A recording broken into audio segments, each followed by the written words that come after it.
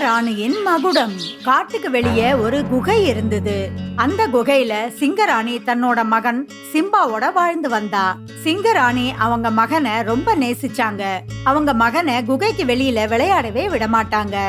சின்ன சின்ன பறவைகளை கொன்னுதான் அவங்க உயிர் வாழ்ந்துட்டு இருந்தாங்க. இப்படியே நாட்கள் நகர்ந்துட்டு இருந்தது. சிம்பா அங்க இருக்கிற சின்ன சின்ன விலங்குகளோட விளையாடி ஆட்டம் போட்டு நாட்களை கழிச்சிட்டு இருந்தது. ஒரு நாள் சிங்கராணி வேட்டையாட வெளியில போச்சு.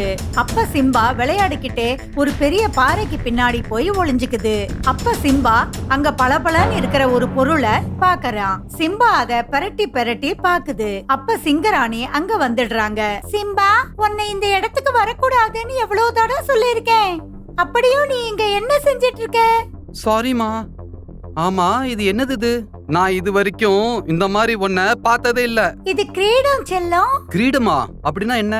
அப்புறம் நீங்க இதை ஏமா ஒளிச்சு வச்சிருக்கீங்க? செல்லம், இது நம்ம ஷாஹி பரம்பரையோட பெருமையான விஷயம். ராஜாவோ ராணியோ தான் இத போட்டுக்க முடியும். உங்க அப்பா இந்த கிரீடத்தை என் தலையில போட்டு விட்டாரு. அப்பனா அப்பாவும் நீங்களும் ராஜா ராணியா? அம்மா, நீங்க என்கிட்ட சொல்லவே இல்ல நீங்க ஒரு ராணின்னு. அப்புறம் ஏமா இந்த மாதிரி ஒரு இடத்துல நம்ம ஒளிஞ்சு வாழ்ந்துட்டு இருக்கோம்? அது ரொம்ப பெரிய கதை செல்லம்.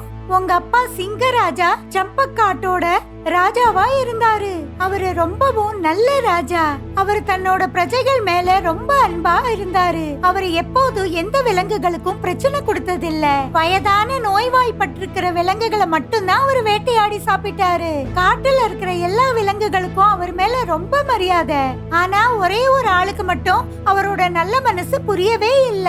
உங்க அப்பாவோட தம்பி அவரை பார்த்து ரொம்ப பொறாமப்பட்டான். சம்பக்காட்டுக்கு அவன் தான் ராஜாவா இருக்கணும்னு ஆசைப்பட்டான். அதுதான் அவனோட லட்சியமா இருந்தது. ஒரு நாள் உங்க சித்தப்பா ரொம்ப வேகமா ஓடி நம்ம குகைக்குள்ள வந்தாரு. என்ன விஷயம் சிங்கம்? நீ இவ்வளவு பயந்து போயிருக்க? பாகு நம்ம கூட துரோகம் பண்ணிட்டான் சிர் சிங். அவங்க சொல்றாங்க நதிக்கு அந்த பக்கம் இருக்கிற பாகம் பண்ணி கொடுக்கலனா உன்னோட சின்ன குழந்தைய நாங்க விட மாட்டோம்னு சொல்றாங்க. என் குழந்தைய அவங்க நாலு பக்கத்துல இருந்து சூழ்ந்து இருக்காங்க. நான் நினைக்கிறேன் இன்னைக்கு அவங்க என் பிள்ளைய கொன்னு போட்டுருவாங்க. புலி ஒரு விஷயத்த மறந்து போயிடுச்சுன்னு நினைக்கிறேன். இந்த காட்டோட ராஜ்யம் சிங்கத்துக்கிட்ட இருக்குன்னு. புலி கிட்ட இல்ல, ராஷ்டிரிய சின்னத்துல இருக்கிறனால அவன் தன்னையே மறந்து போயிட்டான்னு நினைக்கிறேன். இன்னைக்கு அவனுக்கு ஞாபகப்படுத்த வேண்டிய நேரம் வந்துடுச்சு.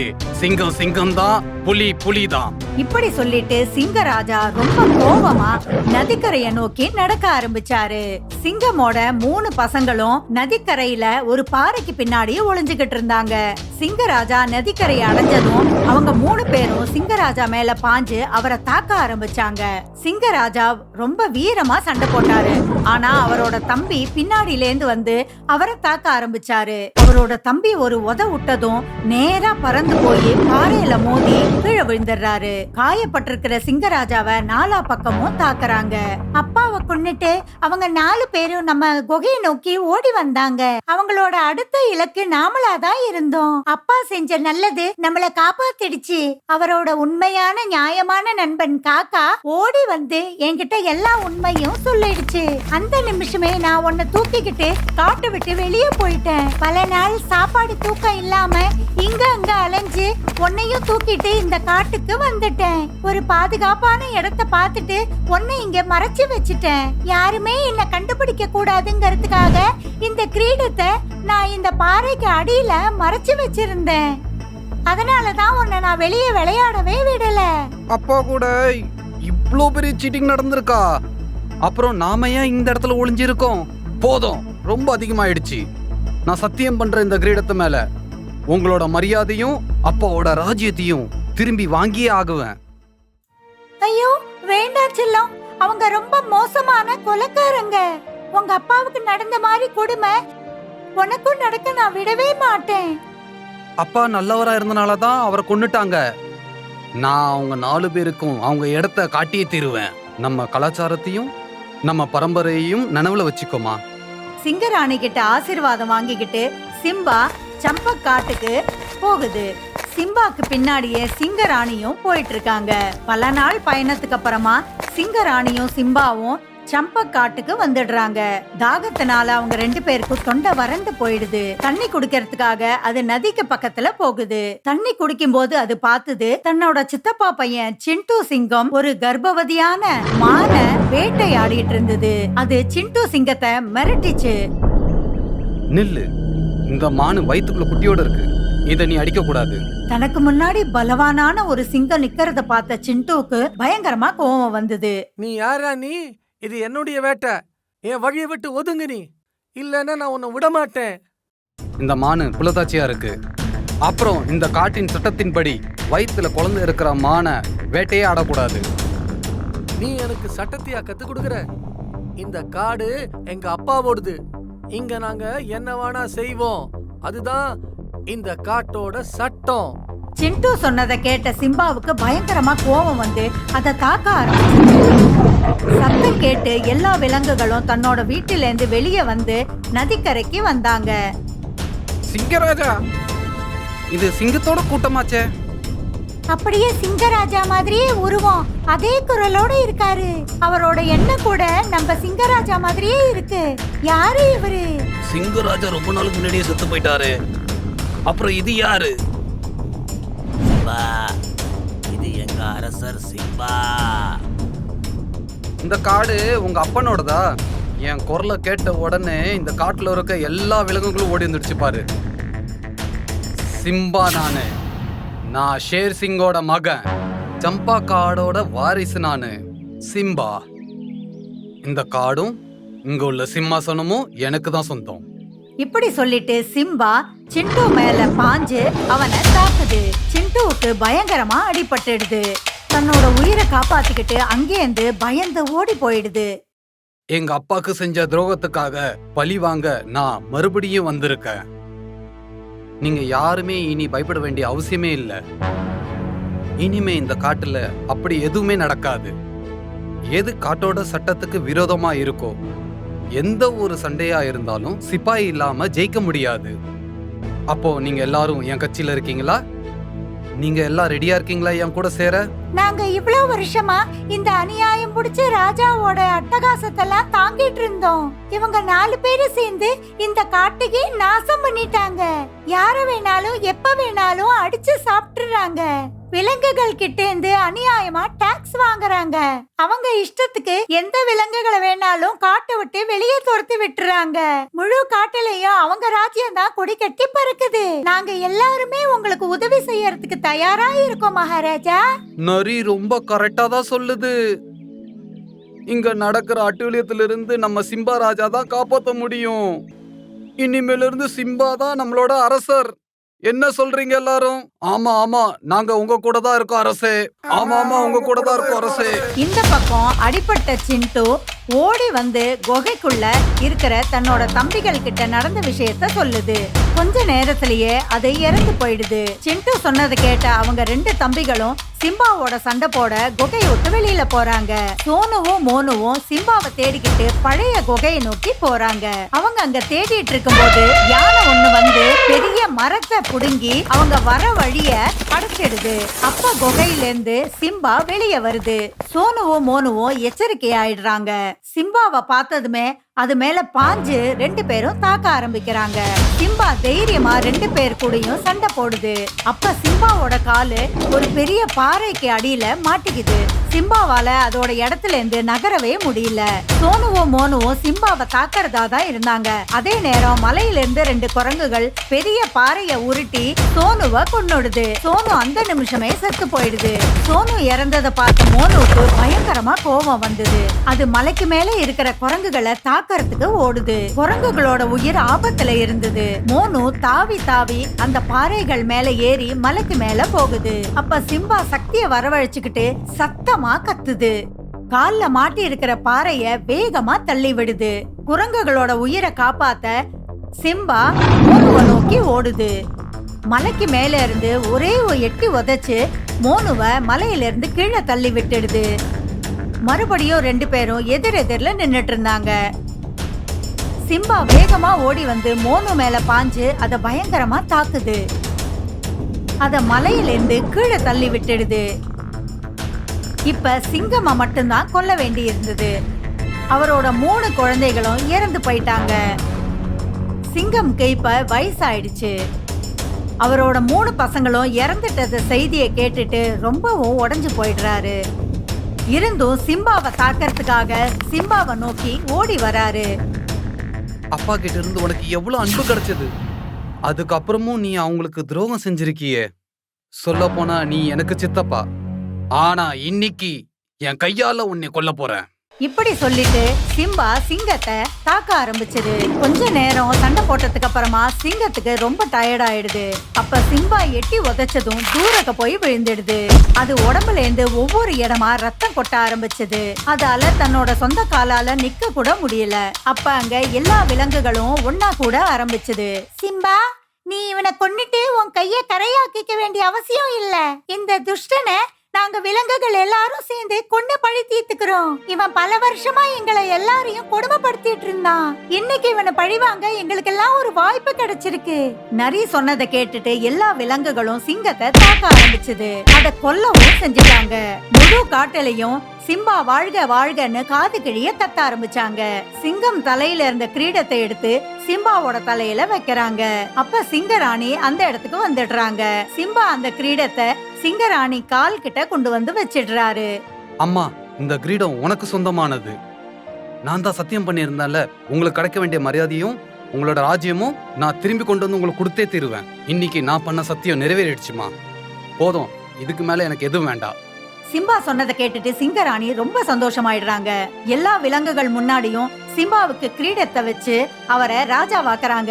அதுக்கப்புறமா ரொம்ப வருஷ பழமையான அந்த கிரீடத்தை எடுத்து தானும் போட்டுக்கிறாங்க. முழு சம்ப காட்டுலயும் எல்லா விலங்குகளும் ரொம்ப சந்தோஷமா இருந்தாங்க. எலியோட டேரிங். சம்பக்வன் சுந்தர்வனோட பக்கத்து காடு. சுந்தர்வன் காட்டுக்குள்ள ஓடுற சோன் நதி சம்பக்வன் காடு வழியா இவங்க காட்டுக்கு வருது. 2 காட்டுலயும் வாழற விலங்குகளையும் சோன் நதி ஒரு கயிறால இணைக்கிற மாதிரி ஒன்னா இணைக்குது. என்ன வித்தியாசங்கள் 2 காடுலயும் இருந்தாலும் அவங்களுக்குள்ள ஒரு நட்பு இருந்தது. எப்பவாவது ஏதாவது பெரிய பண்டிகை வந்தா அடுத்த காட்டுலேருந்து ராஜா ராணி இல்ல சொந்தக்காரங்களை அங்க கூட்டிட்டு வருவாங்க. காலம் மாறிடுச்சு. இப்ப சம்பக்வன் ராஜா ஷேர் சிங் ராஜ்யம் பண்ணிட்டு இருக்காரு. அதுக்கு முன்ன சுந்தர்வன்ல பகீராங்கிற பேர்ல ஒரு புலி ராஜ்யம் பண்ணிட்டு இருந்தது. ஷேர் சிங் தன்னோட முன்னோர்கள் மாதிரி நியாயத்தோட தர்மத்தோட ராஜ்யம் பண்ணல. சுந்தர்வன்ல புலிகளோட ராஜ்யம் இருக்கு. இது வரைக்கும் ஒரு சிங்கத்துக்கும் எந்த விதமான ஆட்சேபனையே இல்ல. அரசே, சுந்தர்வன்ல எந்த ஒரு சிங்கமும் இல்ல. அங்க வெறும் புலிங்க மட்டும்தான் ராஜ்யம் பண்ணிட்டு வருது. ஒருவேளை சுந்தர்வன்ல ஒரு சிங்கமும் இல்லைன்னா அதுக்கு அர்த்தம் அந்த சிம்மாசனம் காலியா இருக்குன்னு. ஒரு புலி காட்டோட அரசனாக முடியாது, எப்பவுமே முடியாது. நீங்க என்ன சொல்றீங்க அரசே? அங்க உள்ள சிம்மாசனம் எப்பவுமே புலிங்க கையில தான் இருந்துச்சு. சேனைகளுக்கு தெரிவி, நான் சீக்கிரமே சுந்தர்வனை அட்டாக் பண்ணி அங்க உள்ள சிம்மாசனத்துல உட்கார போறேன். சுந்தர்வனை சம்பக்வனோட சேர்த்து எல்லைய பெருக்க போறேன். மகாராஜாவோட உத்தரவை கேட்ட மந்திரி கரடி இந்த விஷயத்த காடு முழுவதும் சொல்றாரு. அரசு ஷேர் சிங் இது சரியா செய்யல. சம்பங்வன்ல நாங்க எல்லாம் எவ்வளவு சந்தோஷமா வாழ்ந்துட்டு இருக்கோம். பிரச்சனையை உருவாக்கி யார் 2 காட்டுக்கு நடுவுல சண்டையை உருவாக்கி சண்டை போடணும். நான் நினைக்கிறேன் சுந்தர்வன் வரைக்கும் மெசேஜ் அனுப்பியே ஆகணும். 2 குரங்குகளும் ரகசியமா பாதி ராத்திரி எல்லைய கிராஸ் பண்ணி சுந்தர்வனுக்கு போறாங்க. அங்க போய் அங்க இருக்கிற மந்திரிய சந்திக்கிறாங்க. மாமந்திரி, உங்க ராஜா பகீராக்கு ஒரு முக்கியமான விஷயம் இருக்கு. நான் வெறும் அவர் கையில தான் கொடுப்பேன். நீங்க என்னைய மகாராஜ் கிட்ட கூட்டு போங்க. டோலு சொன்னதை கேட்ட மந்திரி நரி அத மகாராஜா பகீராவோட குகைக்கு கூட்டிட்டு போகிறாரு. டோலு குகைக்குள்ள போய் சேரும்போது மகாராஜா பகீரா ரெஸ்ட் எடுத்துட்டு இருந்தாரு. பகீராவை பார்த்த டோலுவுக்கு பயமா இருந்தது. அப்படியும் தைரியத்தை வரவழைச்சுக்கிட்டு டோலு பகீராவை எழுப்பினாரு. ராஜா பகீராத்ன எந்திரிங்க.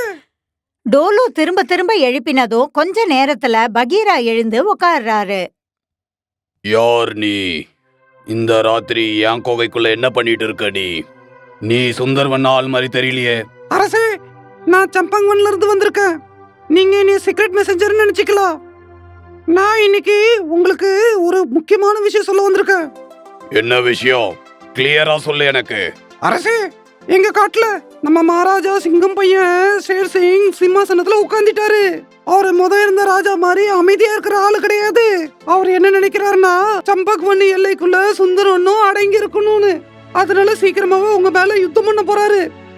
நீ சம்பக் வன் உள்ள ஆளு தானே? நீ எதுக்கு இந்த சீக்கிரட்டான மெசேஜ் எனக்கு சொல்ல வந்திருக்க? அப்போ நீ உன் ராஜாக்கு விசுவாசி இல்லையா நீ?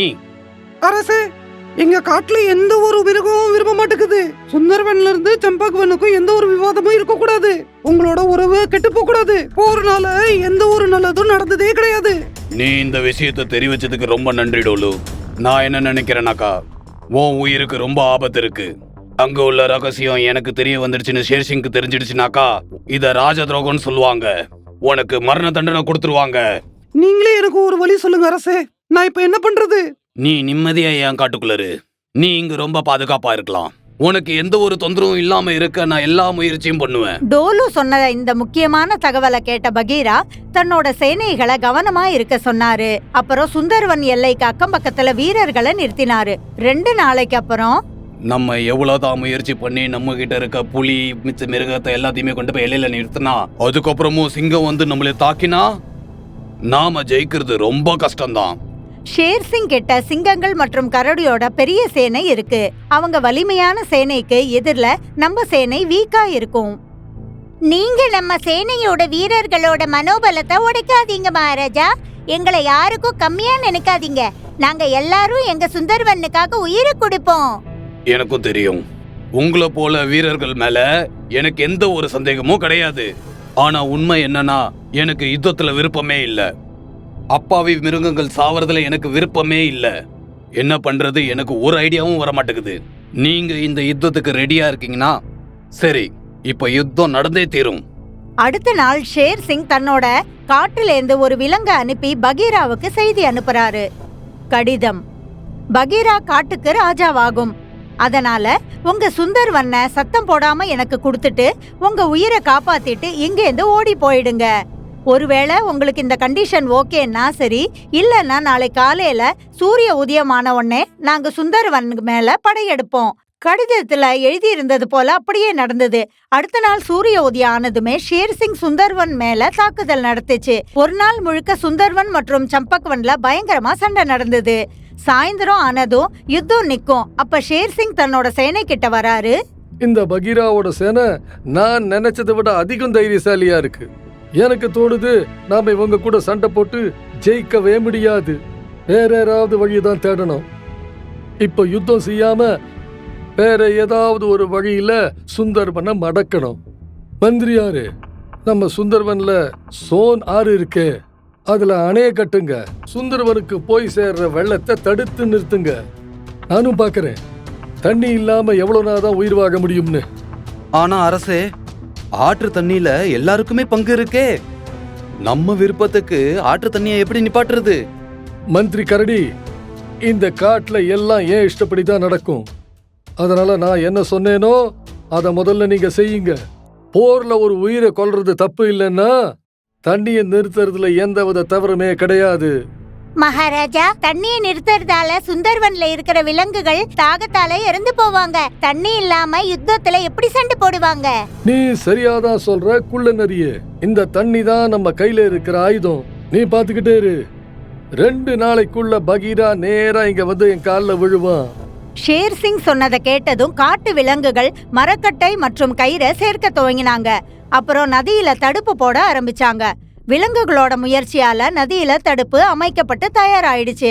அதனால தண்ணி சுந்தர்வனை நோக்கி போறது நின்னுடுச்சு. சுந்தர்வனோட நதி வறண்டு போனதும் தாகத்துல நாக்கு வறண்டு போன விலங்குகள் பகீரா கிட்ட வந்தாங்க. பகீரா, ஏற்கனவே இங்க இருக்கிற மிருகங்கள்லாம் சூட்டுல தவிக்குது. இப்ப இங்க தண்ணி கொஞ்சம் கூட இல்ல.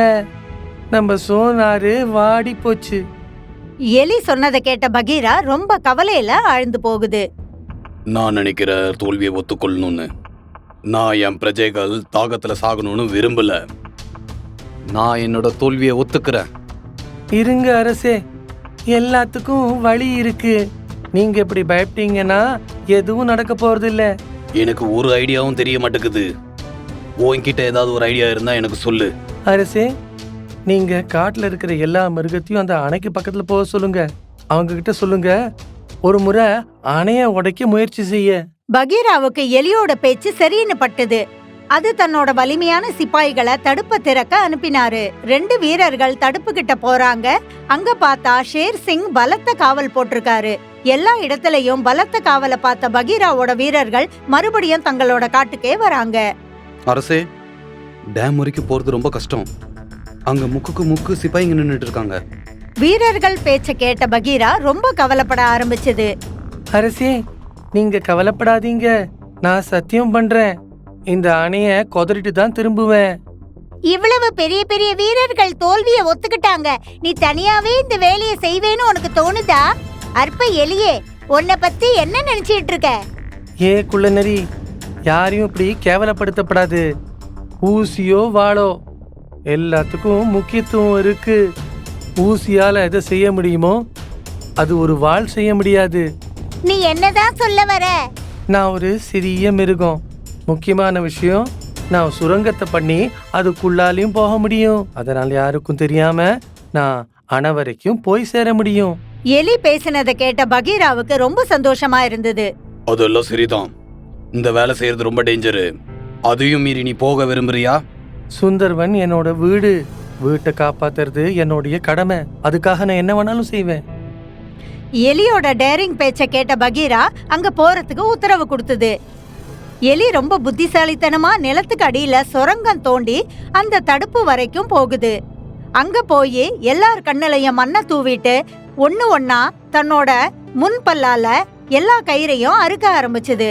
பல மணி நேரம் உழைப்புக்கு பிறகு கடைசியில தடுப்புல கட்டப்பட்டிருக்கிற கயிறு அறுந்து போகுது. அதனால தண்ணி மெதுமெதுவா சுந்தர்வண்ண நோக்கி போக தோங்குச்சு. கொஞ்ச நேரத்திலேயே எலி எல்லா கயிறையும் அறுத்துடுச்சு. அதனால தடுப்பு உடைஞ்சு போயிடுது. சுந்தர்வன் வரைக்கும் தண்ணி என்னமோ வந்துச்சு. ஆனா எலி இப்போ வரையும் எங்கேயுமே தென்படல. நம்ம எலிகிட்ட இருந்து ரொம்ப விஷயம் கத்துக்க வேண்டியது இருக்கு. தன் உயிரை பத்தி கவலைப்படாம நம்ம எல்லாரோட உயிரையும் அது காப்பாத்திருக்கு. நான் என்ன நினைக்கிறேன்னா, ஆட்டோட ஸ்பீட்ல எலி முங்கிடுச்சுன்னு நினைக்கிறேன். இனிமே அது என்னைக்குமே திரும்பி வராது. ஆனா சுந்தர்வன் எலியோட தைரியத்தை எப்பவுமே ஞாபகம் வச்சிருக்கோம். அப்ப எதிர்ல மரக்கட்டை மேல உக்காந்துகிட்டு மிதந்துகிட்டே சுந்தர்வண்ண நோக்கி எலி வர்றது தெரிஞ்சது. அங்க பாருங்க, நம்மளோட தைரியசாலி எலி வந்துட்டு இருக்கு. எலி திரும்ப வந்ததை பார்த்த முழு சுந்தர்வண்ணும் சந்தோஷத்துல குதிச்சாங்க. எல்லாரும் துள்ளி குதிக்க ஆரம்பிச்சாங்க.